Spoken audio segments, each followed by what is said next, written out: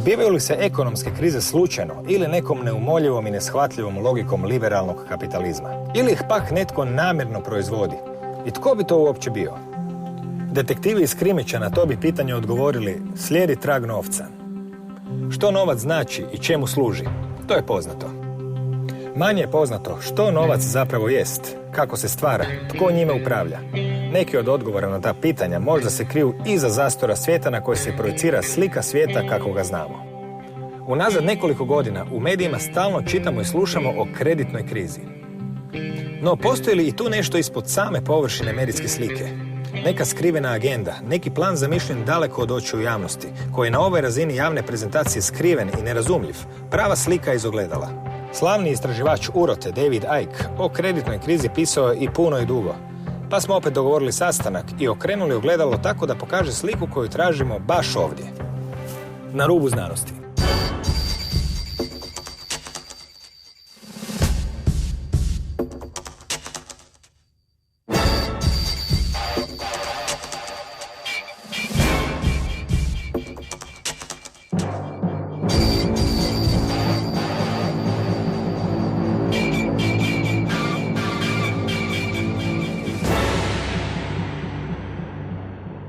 Dobar dan. Dobar dan i vama. Po 4., 5. put, tko to zna, bit će još prilike. Dakle, usred globalne krize smo već neko vrijeme, barem se tako piše. Na određeni način ste ju najavljivali u knjigama. Po vama, kako se ona zbila, otkuda je stigla, ako je umjetno stvorena, što se njome htjelo postići iz vaše perspektive? Well, It's interesting when you look at life and people in general that we don't tend to ask the big questions. We tend to just focus on the little questions. So we'll ask about how much money this costs or how much money I'm earning and all the rest of it. But we don't ask the big question, which is, what is money? And if we don't know what money is, then we can't understand how we're manipulated through the money system and how what we call banking is legalized theft. And because, of course, it doesn't mean it's lawful, if you like. It doesn't mean it's right or just. It just means it operates within the laws that those that control the banking system and at the same time control the political system have passed to allow banks to be legalized, corrupt, robbers of the people. And they do it like this. And to understand this banking crisis, we really got to understand, first of all, what money is. When you go into a bank and you ask for a loan on a house or car or whatever, what did the bank do? I mean, what was the process? Again, we don't seem to ask those questions. Oh, well, they lend us money. Well, okay. Well, where do they get it from? What has happened, because the same network of families that I've been exposing all this time have controlled, indeed created the banking system as we know it, have also controlled the politicians that pass legislation about banking laws and finance. Laws have been passed to create something called fractional reserve lending. It sounds a boring title and all the rest of it, but we really need to understand what this means. Fractional reserve lending allows banks to lend at least, and it is at least, 10 times what they actually have on deposit. It's called credit. You know, people say, there's a credit crunch. What does that mean? It means that loans of, in effect, non-existent money are not being made on the scale they were before. But I'll come to that in a second. You go into a bank and you put $1 in a bank, say. That bank can now lend 9-10 times that dollar because the law says you only have to have something like 10% of your theoretical money that bank has on deposit. All the rest you can loan out.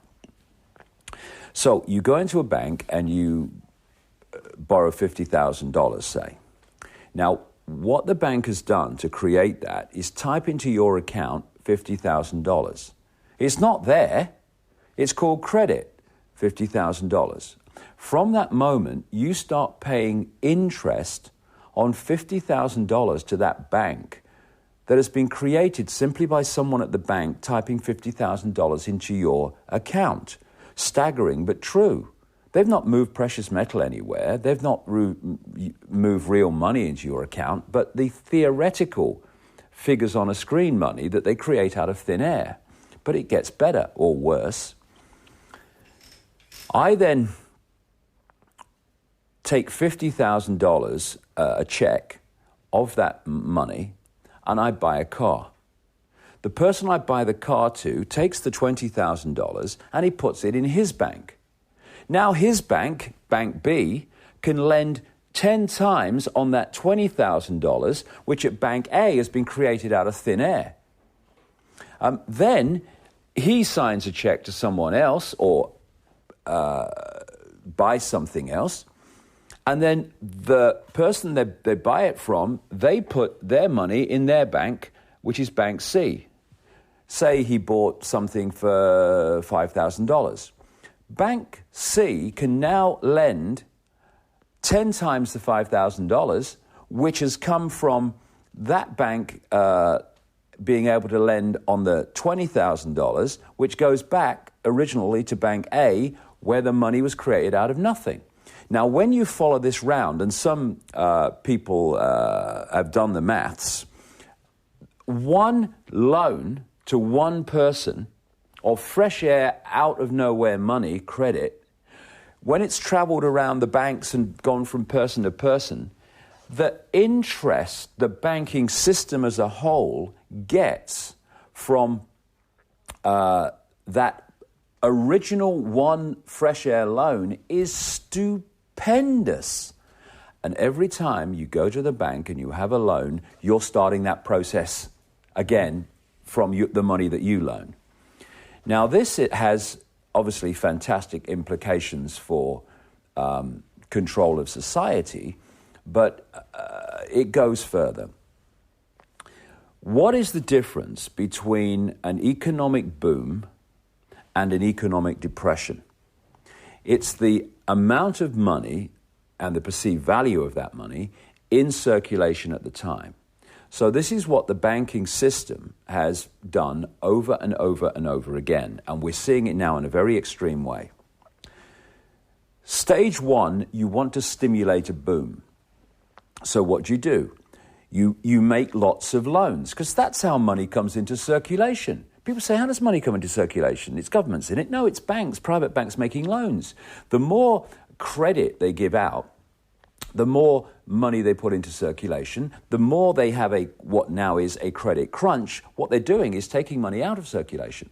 So in stage one, they make lots of loans to people, and the criteria for getting a loan comes down and down and down, so more and more people get them. This puts lots of units of exchange in circulation, and therefore the ability for people to buy things. This means that companies have to make more things to meet demand. So people get more jobs and there's more orders on the books, etc. And people say, hey, we're in a real boom time now. In boom times, because of the confidence that people have, because there are lots of orders at their company they work for, their jobs are strong and safe and all the rest of it, I think it is, people tend to get into more debt. So they borrow money for a bigger house, they have a bigger car, they might have 2 holidays instead of 1 or whatever. And they're doing it overwhelmingly on borrowed money, this fresh air money.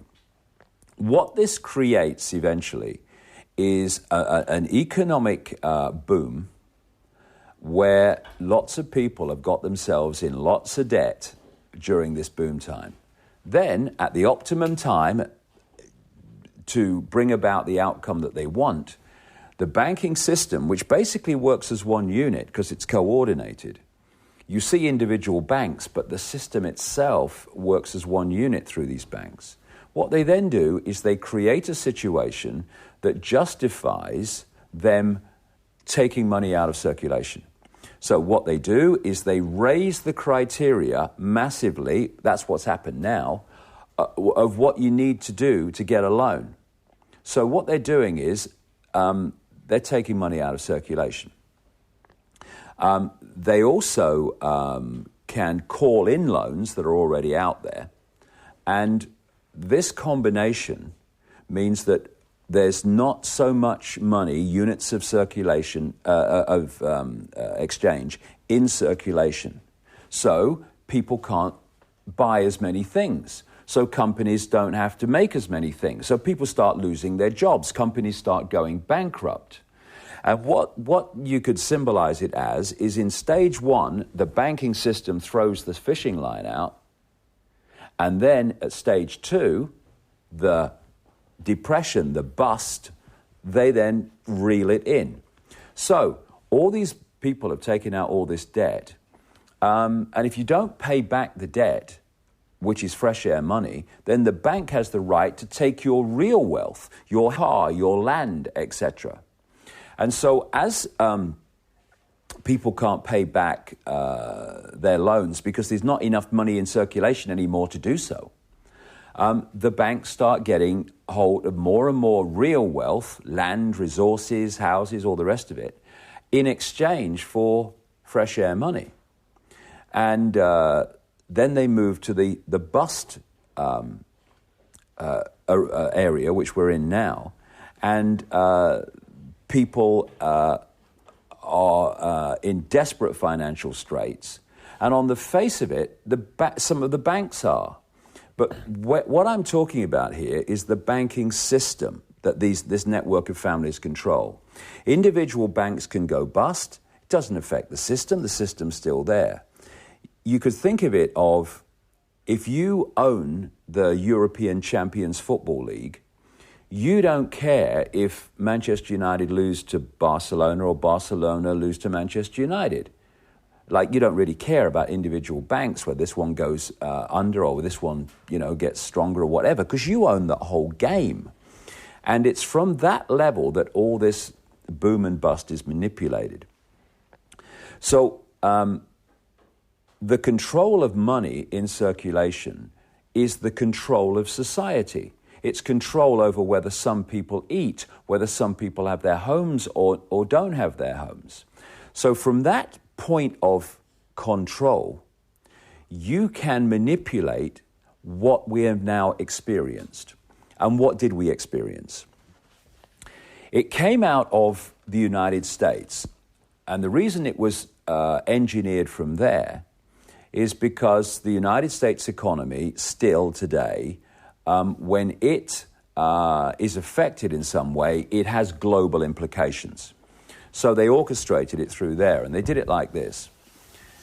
There was a man who was appointed head of the Federal Reserve in America, the alleged Central Bank of America, and most Americans think it's the central bank of the American government. It is not. It is a cartel of private banks, the most important of which is the Federal Reserve Bank of New York.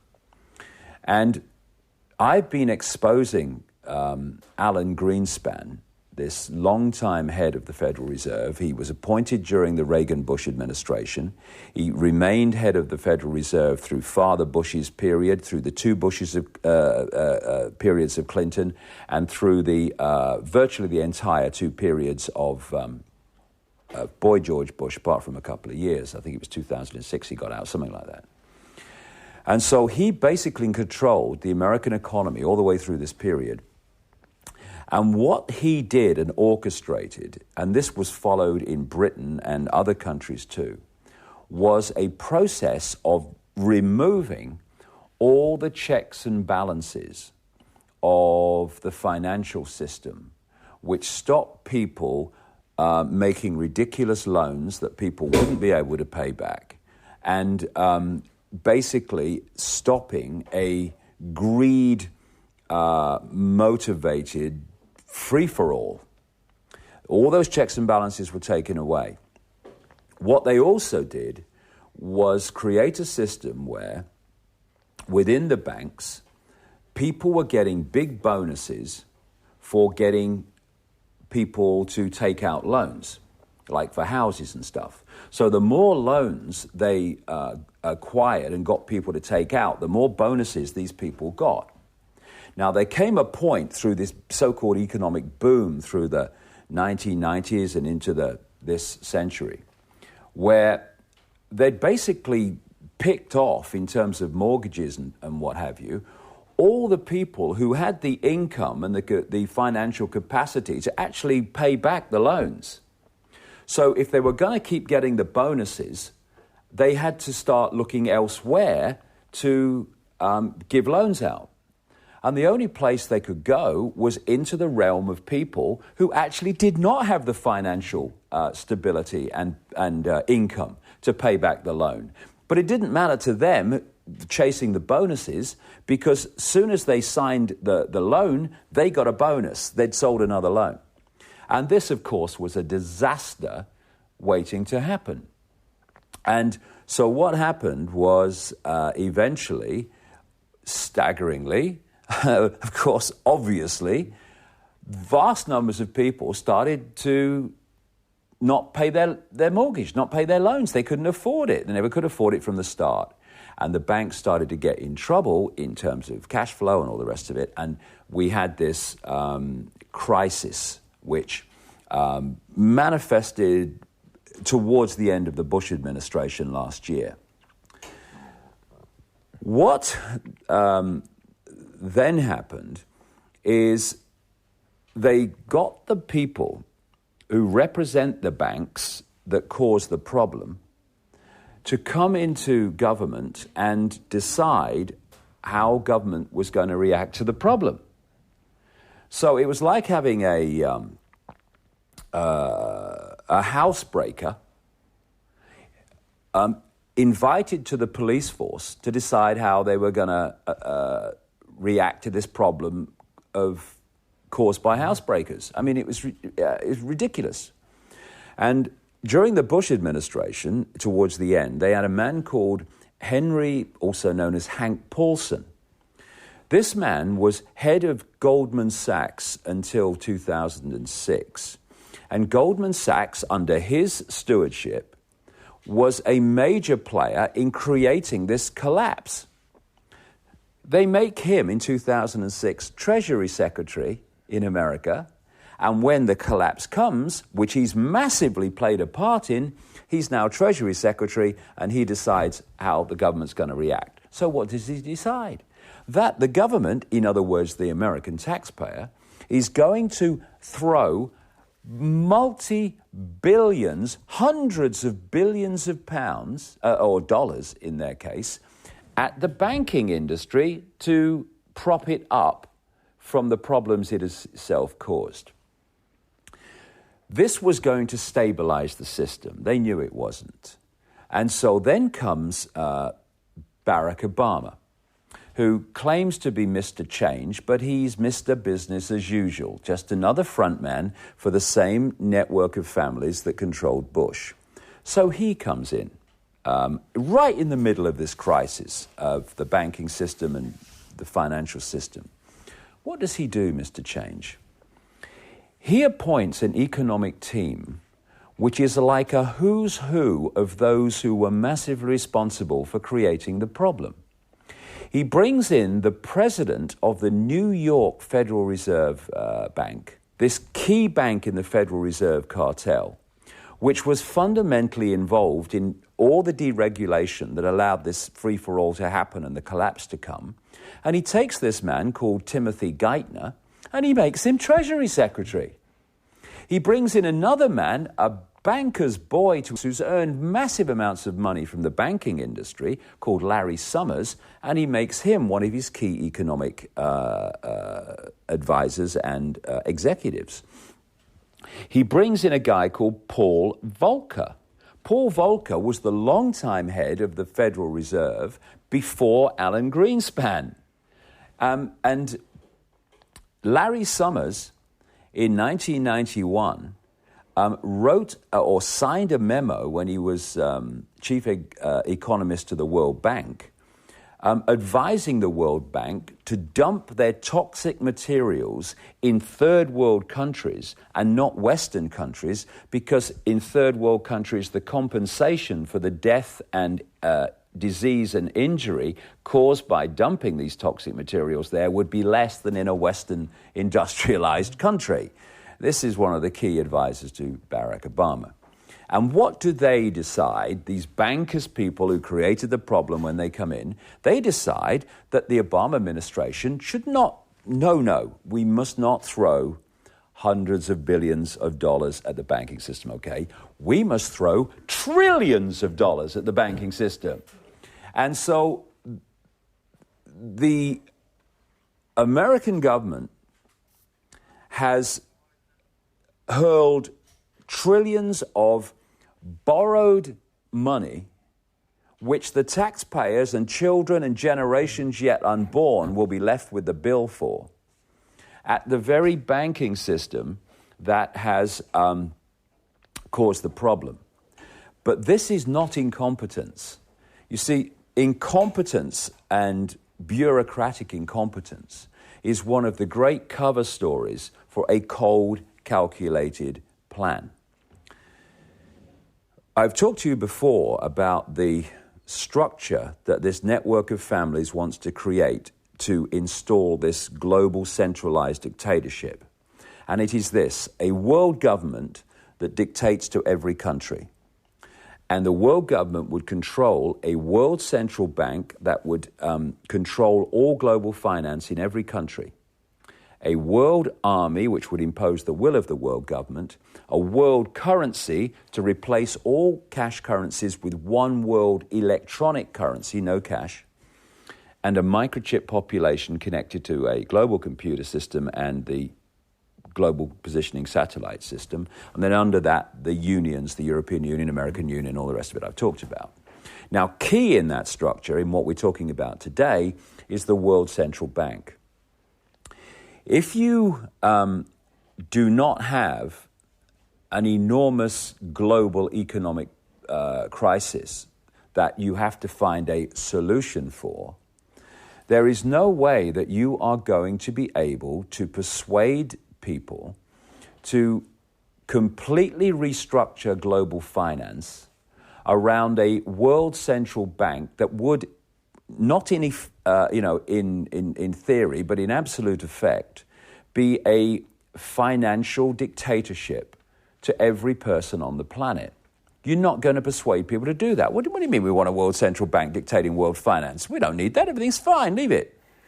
So what you do, of course, this is the technique that they use all the time, is you need a massive problem that destroys the status quo, destroys the financial status quo, and then you can then offer the solution, which is, look, this is so bad, there's no way we can sort this out. We have a global crisis because of globalization of the financial system now. No one can sort it out individually. We're going to have to find a global solution to this. And they are already talking about the British Prime Minister Gordon Brown, who was Chancellor of the Exchequer through the Blair Premiership from 97 over 10 years, who mirrored in Britain what Greenspan was doing in America, destroying all regulation to allow the free-for-all to happen. He's now Prime Minister. And he is talking about the need for a new global architecture of financial governance. And there's newspaper and magazine articles being placed. Well, maybe what we need is a world central bank. It's already being talked about. So the idea is to create this, and has been, to create this crisis, and then to make it so bad that people accept the globalized solution to it, in effect solution, alleged solution, and so global finance changes and control of it changes in ways that it never would without the crisis. And so what we're looking at now is a three-stage process to bring that about. One has happened, one is happening, the other one is waiting in the wings to happen. Stage one of this engineered collapse is to collapse the economy in a way that people saw that there was a major problem. This is what they did towards the end of the Bush administration. Stage two was to bring in the people who were responsible for engineering the crisis to offer the solutions to the crisis, and those solutions have been, of course, to hurl unbelievable amounts of borrowed money at the problem. at the banks who've caused the problem, etc. The idea of stage 2 is to empty the gun, if you like, to empty the gun barrels in terms of ability to react to the problem of the governments. You get them to throw so much borrowed money that there comes a point there's no way they can continue to do that. You also make sure, and we're now seeing this blatantly in America, that all that money thrown at the problem has no effect. And we're now seeing in congressional Senate hearings on Capitol Hill, where these financial administrators from the Federal Reserve and other government financial agencies are being asked, where has all this money gone? Where has all this vast amount of money gone that's been thrown at the banks? Who's got it? What have they done with it? Where is it? And they're like, well, we haven't done the audit yet. No, you don't know, do you? Well, I can't tell you at this moment, no. It's gone into a black hole because it's not meant to have an effect. And what they're doing in America, and some financial experts are exposing this, is they're artificially manipulating the figures of the banks to make it appear as if their problems are getting less and they're starting to, make money again. It's all financial manipulation to give the impression that things are turning around when they're not. This is stage 3 now. And I can't say when this will be. I can say when it will be, but I can't say when it will be in time.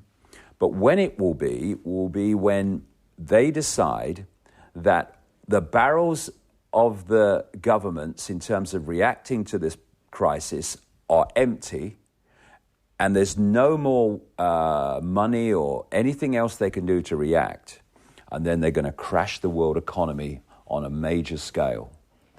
And how bad will it be? It will be as bad as is necessary to get the world to accept a totally restructured global financial system based on a world central bank, which will be a dictatorship to everybody on the planet in terms of finance and financial potential and opportunity, etc. Now, what they want at the world government, world central bank level is just a mirror of what's happening in the European Union. See, in the European Union, they have the bureaucracy dictating from the center, which is what they'd want the world government to be at a world level. But they also have the European Central Bank, which is the dictator of finance within the European Union. So what will happen when they go to this world level is you'll have the World Central Bank as the prime dictator, and then it will operate down through the European Central Bank and the central bank of the other unions that are being created, like the African Union and the American Union that they're closing in on. And so you have this financial pyramid of central banks headed by the World Central Bank, which will control all global finance. And there are many reasons why they've engineered this collapse, but this is a key reason why they've done it. And, just watch what unfolds. And we'll see when they first start talking about, we really need a world central bank. It might not be too far from now. It's just a case of how bad do we have to make it before we get what we want? And if they have to make it really, really bad, well beyond the 1930s Great Depression, they will do so because they're ruthless. U cijelom svijetu danas postoji nekakva vrsta povjerenja, uzdanja u novog američkog predsjednika, zbog toga jer Amerika naravno ima najveći utjecaj na svjetske financije. Naravno, prema vašim knjigama, cilj je u stvari Ameriku uništiti kao globalnu silu da bi se moglo stvoriti jednu drugu globalnu državu. Vi u svakom slučaju baš ne zvučite kao optimist po pitanju povjerenja u novog američkog predsjednika. I've been talking about Barack Obama and writing about Barack Obama for many, many months, well before he won the election. And a lot of people criticized me for it because I was saying that this man is a total fraud and a total fake, because people looked at his smile, his switch-on smile. Is the camera on? Yes. Oh, wait. You know, it's this switch-on smile. It's like Tony Blair, you know. Press the button, get the smile. And what he was saying about change and I stand for the people and yes, we can and all the rest of it. Hope, something to believe in. And they took that on face value, and that's what people do. That's why they're so easy to manipulate. So what I did, I started looking at his background. And he comes out of the most, or at least one of the most corrupt political systems on the planet, which is Chicago, Illinois. If you are not deeply, deeply corrupt and have a attitude that you'll do what's necessary to get power, then you do not survive politically in Chicago and Illinois, never mind prosper. This man's star absolutely soared. So you look at his background and his funding and his associates, and they are like a who's who of Chicago villains, including a man called Tony Rezko, who's one of his major fundraisers of for his political career, who is now in jail for fraud. And again, around him are a series of people who you wouldn't trust to tell you the time in a room full of clocks. That again come out of Chicago. There's a man called Rahm Emanuel. This man, you know when Rahm Emanuel's lying because his lips are moving. And he's now White House Chief of Staff, controlling the Obama administration from the White House. And another man who's a close associate and works as one unit with Rahm Emanuel is a man called David Axelrod, another figure out of the deeply corrupt Illinois Chicago system, who was the man that orchestrated Obama's entire election campaign. He is now senior White House advisor to Obama, and he's the man who oversees the writing of everything that he says. And I mean writing because in America now, because Obama's gone back on so many fundamental things he said he would not do, and gone back on things he said he would do, that in America, very quickly now, a lot of people who supported him are going, hold on a second, what did we let ourselves in for here? And one of the things that they're seeing, which is a blatant confirmation that he's just a front man, just a salesman. I call him a used car salesman. He's not there to decide policy, he's there to sell it. And when you watch him speak, in any situation virtually, you will not see him look straight ahead. Just let people watching this program watch Obama when he's making a speech, even a short announcement often, and you'll see him look right, speaking, then he'll look left while he speaks, and then he'll look right again while he's speaking, and then left. What he's doing is looking at two teleprompter boards which have the words going down of his speech, which he's reading. He is so welded to these teleprompters and the words that have been written for him, overseen by this guy, David Axelrod, that on St. Patrick's Day in 2009, Obama attended a St. Patrick's Day reception, which the White House had invited people, including the Irish Prime Minister. And Obama stood up to make his welcome speech and thanked himself for inviting everybody because the Irish Prime Minister's speech was still on the teleprompter and not his own. So he started reading someone else's speech. And he's known in America now more and more as the teleprompter president. And so right down to even what he says in public is written for him. He is just there to sell the policies created in the shadows by the same network of people, of which Emanuel and Axelrod are public faces, of the force that controlled the Bush administration. So I've talked to you before about this technique, problem, reaction, solution. which is what we're talking about with the credit situation, create the problem, get the reaction, do something, fear, and then offer the solutions to the problems you've created. What they've done now with the last two presidents is have a presidential version of problem, reaction, solution. Bush was brought in to front up the creation of the problems, overseas wars and extending the American military, and towards the end, this financial crash. And then in comes Mr. Smile, Mr. Fake, to offer the solutions to the problems that were created through the Bush administration. And these solutions are advancing the agenda of that network that controls Obama as much as it controlled Bush. And this is why all the things that Obama said during his election campaign about civil rights, about not holding people without charge or trial, about what he would do financially, and a great swathe of things. He's gone back on all of them because what he said he would do was just to get the votes to get elected, and now he's just following the agenda of the people who put him there. He is no more Mr. Change than George Bush was. But what they did with Obama, and of course this guy Axel Rod orchestrated it, was to have the most blatant mass mind manipulation campaign that you could ever see.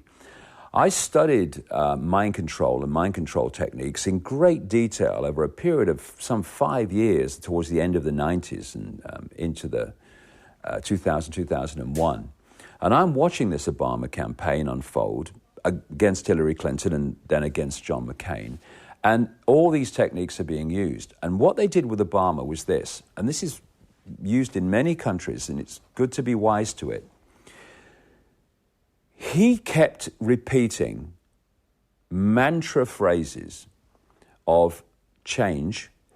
And of course, behind him, whenever he spoke, there was these people holding, these bits of paper and placards, change, Obama, change, all going in the subconscious, all mind manipulation. He talked about change, he talked about hope, he talked about something to believe in, and he talked about, yes, we can, yes, we can. At no point did he ever specify what any of that meant. So instead of people saying, well, hold on a second, this all sounds very nice, but what do you mean, Mr. Obama? What do you mean by this? What kind of change? What kind of something to believe in?